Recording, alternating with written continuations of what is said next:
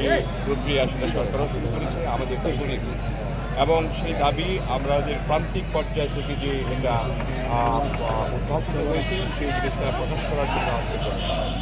এবং আপনারা জানেন যে আমাদের ভারপ্রাপ্ত চেয়ারম্যান সাহেব তিনি বলেছেন যে আমাদের সকল জননেতাকে জনগণের সাথে জনগণের সঙ্গে নিয়ে সব কাজ করার জন্য, এবং তাদের সঙ্গে থেকে তাদেরকে নিয়েই আমাদের আগামী বাংলাদেশের পুনর্নির্মাণ করার জন্য যে আমরা প্রত্যেক চালাচ্ছি সেটা তাদেরকে নিয়ে যেতে হবে। সেই কারণেই সকল আমাদের রাজনৈতিক নেতাদেরকে উদ্দেশ্য করে আমরা আজ জনসভা বলে দেব যে যারা প্রান্তিক পর্যায়ে রয়েছে তাদেরকে নিয়ে যাতে আমরা একটা সুন্দর গণতান্ত্রিক বাংলাদেশ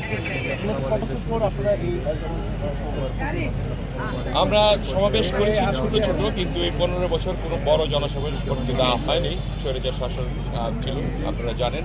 তার পতনের পর এটা প্রায় 15 বছর পরে আমাদের এখানে আমাদের দেশনেত্রী বেগম খালেদা জিয়া মিটিং করেছেন। এখানে আমাদের প্রয়াত মহাসচিব জনাব মান্নান ভূঁইয়া মিটিং করেছেন। তারপরে আমাদের মহাসচিব জনাব সালাম তালুকদার সাহেব মিটিং করেছেন। বিশাল বিশাল জনসভা হয়েছে, কিন্তু 15 বছর আমাদেরকে দমিয়ে রাখা হয়েছে যাতে করে কোনো লোকজনের সঙ্গে আমাদের কেন্দ্রীয় নেতৃবৃন্দ সাক্ষাৎ না করতে পারে এবং জনসভা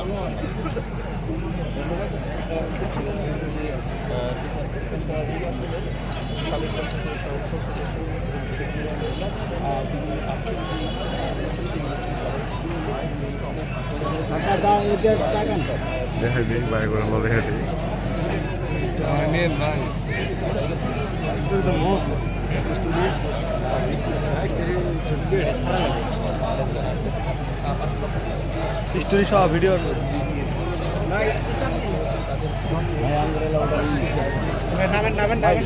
লাইভ চলছে ভাই, লাইভ চলছে নামেন